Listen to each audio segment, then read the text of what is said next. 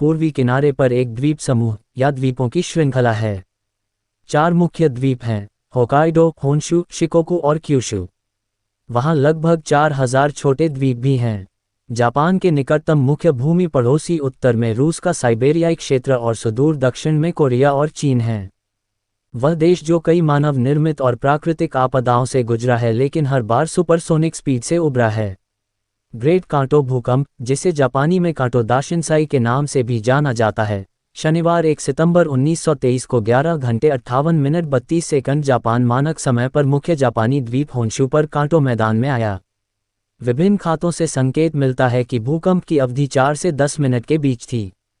व्यापक आग्नेयास्त्रों और आग के बवंडर ने मरने वालों की संख्या में इजाफा किया। भूकंप की तीव्रता क्षणिक तीव्रता पैमाने पर 7.9 से 8.2 के बीच थी और इसका फोकस सागामी खाड़ी में इज़ु ओशिमा द्वीप के नीचे था। इसका कारण अभिसरण सीमा के हिस्से का टूटना था, जहां फिलीपीन सागर प्लेट सागामी ट्रफ की रेखा के साथ ओखोटस्क माइक्रोप्लेट के नीचे दब रही है। भूकंप के तुरंत बाद कांटो नरसंहार शुरू हुआ। अफवाहें उन्हीं की जापान में जातीय कोरियाई लोगों ने कुओं में जहर डाल दिया है या शहरों पर हमला करने की योजना बना रहे हैं। जवाब में जापानी पुलिस और सशस्त्र निगरानी समूहों ने जातीय कोरियाई नागरिकों और उन सभी को मार डाला जिन पर उन्हें कोरियाई होने का संदेह था। नरसंहार से मरने वालों की संख्या का अनुमान अलग अलग है। अधिकांश तृतीय पक्ष स्रोत 6000 से 10,000 तक की मृत्यु का हवाला देते हैं। एसएस डोंगोला के कप्तान ने बताया कि जब वह योकोहामा के आंतरिक बंदरगाह में लंगर डाले हुए था, पूर्वाह्न 11:55 बजे जहाज जोर जोर से कांपने लगा और किनारे की ओर देखने पर पता चला कि भयानक भूकंप आ रहा है। सभी दिशाओं में इमारतें ढह रही हैं और कुछ ही मिनटों में धूल के बादलों का कुछ भी पता नहीं चल रहा है। जब इन्हें हटाया गया तो कई दिशाओं में आग भड़कती देखी गई और आधे घंटे में पूरा शहर आग की लपटों में घिर गया। 21 इस भूकंप ने टोक्यो, योकोहामा के बंदरगाह शहर और चिबा, कानागावा और शिजुओका के आसपास के प्रांतों को तबाह कर दिया और पूरे कांटो क्षेत्र में व्यापक क्षति हुई। भूकंप की तीव्रता इतनी अधिक थी कि भूकंप के केंद्र से 60 किलोमीटर दूर कामाकुरा में यह महान बुद्ध प्रतिमा, जिसका वजन लगभग 121 टन है, लगभग 60 सेंटीमीटर तक हिल गई।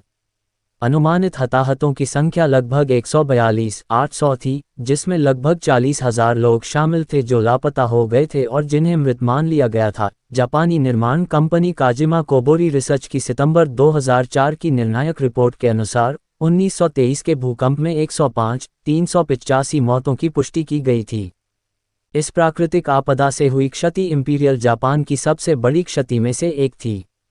1960 में भूकंप की 37वीं बरसी पर सरकार ने 1 सितंबर को वार्षिक आपदा निवारण दिवस घोषित किया। क्योंकि भूकंप तब आया जब लोग खाना बना रहे थे, बड़ी आग लगने के परिणामस्वरूप कई लोग मारे गए। भूकंप के तुरंत बाद आग लग गई। कुछ आगें आग के तूफान में बदल गईं जो शहरों में फैल गईं। कई लोगों की मृत्यु तब हुई जब उनके पैर पिघलते हुए तारकोल पर फंस गए। जान माल का सबसे बड़ा नुकसान टोक्यो शहर के रिकोगुन होन्जो हिफुकुशो पूर्व में सेना वस्त्र डिपो में लगी आग के कारण हुआ था, जहां भूकंप के दौरान शरण लेने वाले लगभग 38,000 लोग जलकर खाक हो गए थे। भूकंप के कारण पूरे शहर में पानी की आपूर्ति बाधित हो गई और आग बुझाने में 3 सितंबर की सुबह तक का समय लग गया, यानी लगभग पूरे 2 दिन। इशिकावा प्रांत में नोटो प्रायद्वीप के तट पर केंद्रित एक शक्तिशाली तूफान ने भूकंप के लगभग उसी समय टोक्यो खाड़ी में तेज हवाएं ला दीं। इन हवाओं के कारण आग तेजी से फैलने लगी। जब टोक्यो में भूकंप आया तो सम्राट ताइशो और महारानी तेमी निक्को में रह रहे थे और उन्हें कभी भी कोई खतरा नहीं था। अमेरिकी कार्यवाहक महावाणिज्य दूत मैक्स डेविड किर्जासोफ और उनकी पत्नी एलिस जोसेफिन बैलेंटाइन किर्जासोफ की भूकंप में मृत्यु हो गई। इसके बाद लगी आग में वाणिज्य दूतावास ने अपने सभी रिकॉर्ड खो दिए। पश्चिमी कनागावा प्रांत के पहाड़ी और पहाड़ी तटीय क्षेत्रों में भूस्खलन से कई घर दब गए या बह गए, लगभग 800 लोग मारे गए। ओडवारा के पश्चिम में नेबुकावा गांव में एक ढहते पहाड़ ने पूरे गांव और रेलवे स्टेशन सहित 100 से अधिक यात्रियों को ले जा रही एक यात्री ट्रेन को समुद्र में धकेल दिया। जब भूकंप आया तो ऑस्ट्रेलिया की आरएमएस महारानी योकोहामा बंदरगाह छोड़ने ही वाली थीं। ये बाल बच गया और 2000 जीवित बचे लोगों को बचाने में सहायता मिली। एक पी&ओ लाइनर डोंगोला भी आपदा के समय बंदरगाह में था और 505 लोगों को बचाया, उन्हें कोबे ले गया। 10 मीटर 33 फीट ऊंची लहरों वाली सुनामी ने कुछ ही मिनटों में सागामी खाड़ी, बोसो प्रायद्वीप, इज़ू द्वीप समूह और इज़ू प्रायद्वीप के पूर्वी तट को प्रभावित किया। सुनामी के कारण कई मौतें हुईं, जिनमें कामकुरा में युइगाहामा समुद्र तट पर लगभग 100 लोग और एनोशिमा कॉजवे पर अनुमानित 50 लोग शामिल थे। 570,000 से अधिक घर नष्ट हो गए, जिससे अनुमानित 1.9 मिलियन लोग बेघर हो गए। निकाले गए लोगों को कांटों से कंसाई के कोबे तक जहाज द्वारा ले जाया गया। अनुमान है कि क्षति 1 बिलियन अमेरिकी डॉलर या आज लगभग 18 बिलियन डॉलर से अधिक हो गई है। 57 झटके आए। भूकंप के बाद जातीय कोरियाई लोगों का नरसंहार किया गया। गृह मंत्रालय ने मार्शल लॉ घोषित कर दिया और सभी अनुभागीय पुलिस प्रमुखों को व्यवस्था और सुरक्षा बनाए रखने को सर्वोच्च प्राथमिकता देने का आदेश दिया। एक झूठी अफवाह फैलाई गई कि कोरियाई लोग आपदा का फायदा उठा रहे हैं, आगजनी और डकैती कर रहे हैं और उनके पास बम हैं। कोरियाई स्वतंत्रता आंदोलन के डर से कोरियाई विरोधी भावनाएं बढ़ गईं। भूकंप के बाद भ्रम की स्थिति में विद्रोह और तोड़फोड़ की अफवाहों के कारण शहरी टोक्यो और योकोहामा में भीड़ द्वारा कोरियाई लोगों की सामूहिक हत्या हुई। सरकार ने बताया कि सितंबर के पहले सप्ताह में टोक्यो और योकोहामा में भीड़ द्वारा 231 कोरियाई लोगों की हत्या कर दी गई। स्वतंत्र रिपोर्टों में कहा गया है कि मृतकों की संख्या कहीं अधिक थी, 6,000 से 10,000 तक। कुछ अखबारों ने अफवाहों को तथ्य के रूप में रिपोर्ट किया, जिसमें यह आरोप भी शामिल था कि कोरियाई लोग कुओं में जहर डाल रहे थे। असंख्य आग और गंदे कुएं का पानी, एक बड़े भूकंप का अल्पज्ञात प्रभाव, ये सभी मलबे के बीच रह रहे घबराए हुए जीवित बचे लोगों की अफवाहों की पुष्टि करते प्रतीत होते हैं। सतर्क समूहों ने शहरों में नाकेबंदी की और कथित तौर पर कोरियाई उच्चारण वाले जापानी के लिए शिबोलेत के साथ नागरिकों का परीक्षण किया, जो असफल रहे उन्हें निर्वासित करना, पीटना या मार डालना। कुछ क्षेत्रों में निगरानीकर्ताओं की हत्याओं में सेना और पुलिस कर्मियों की मिलीभगत थी। चिबा प्रांत के नाराशिनो में आर्मी कैवेलरी रेजिमेंट बेस पर हिरासत में लिए गए 3,000 कोरियाई लोगों में से 10% बेस पर या आसपास के गांवों में छोड़े जाने के बाद मारे गए थे। 38 इसके अलावा किसी को भी गलती से कोरियाई के रूप में पहचाना गया, जैसे कि चीनी, ryukyuan और कुछ क्षेत्रीय बोलियों के जापानी बोलने वालों को भी वही भाग्य भुगतना पड़ा। लगभग 700 चीनी, जिनमें अधिकतर वानजाओ के थे, मारे गए। इसकी स्मृति में 1993 में वैंजोऊ में एक स्मारक बनाया गया था।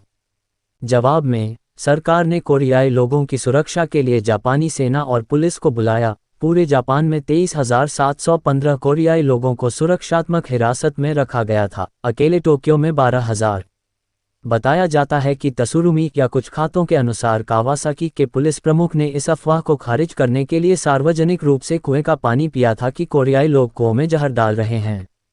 कुछ कस्बों में, यहाँ तक कि जिन पुलिस स्टेशनों में कोरियाई लोग भाग गए थे, उन पर भी भीड़ ने हमला कर दिया, जबकि अन्य पड़ोस में नागरिकों ने उनकी सुरक्षा के लिए कदम उठाए।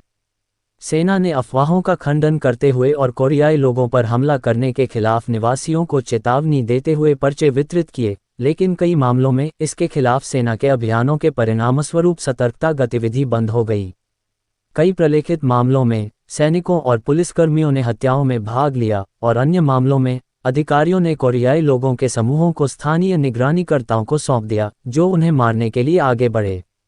कांटो क्षेत्र में कोरियाई लोगों के खिलाफ भीड़ की हिंसा के बीच क्षेत्रीय पुलिस और शाही सेना ने राजनीतिक असंतुष्टों को खत्म करने के लिए नागरिक अशांति के बहाने का इस्तेमाल किया। हिरासावा किशिची जैसे समाजवादी, साके ओसुगी और नोए इटो जैसे अराजकतावादी और चीनी सांप्रदायिक नेता ओ किटेन स्थानीय पुलिस और इंपीरियल सेना द्वारा अपहरण कर लिया गया और मार डाला गया, जिन्होंने दावा किया कि कट्टरपंथी संकट को जापानी सरकार को उखाड़ फेंकने के अवसर के रूप में उपयोग करना चाहते थे।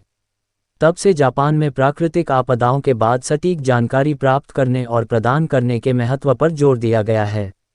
आधुनिक जापान में भूकंप तैयारी साहित्य लगभग हमेशा नागरिकों को एक पोर्टेबल रेडियो ले जाने और विश्वसनीय जानकारी सुनने के लिए इसका उपयोग करने का निर्देश देता है और बड़े भूकंप की स्थिति में अफवाहों से गुमराह नहीं होने का निर्देश देता है।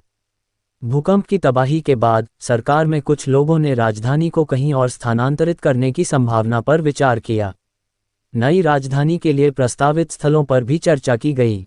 जापानी टिप्पणीकारों ने जापानी लोगों को उनके आत्म-केंद्रित, अनैतिक और असाधारण जीवन शैली के लिए चेतावनी देने के लिए इस आपदा की व्याख्या दैवीय दंड के रूप में की। लंबे समय में आपदा की प्रतिक्रिया में एक मजबूत भावना थी कि जापान को शहर के पुनर्निर्माण और जापानी मूल्यों के पुनर्निर्माण का एक अद्वितीय अवसर दिया गया था।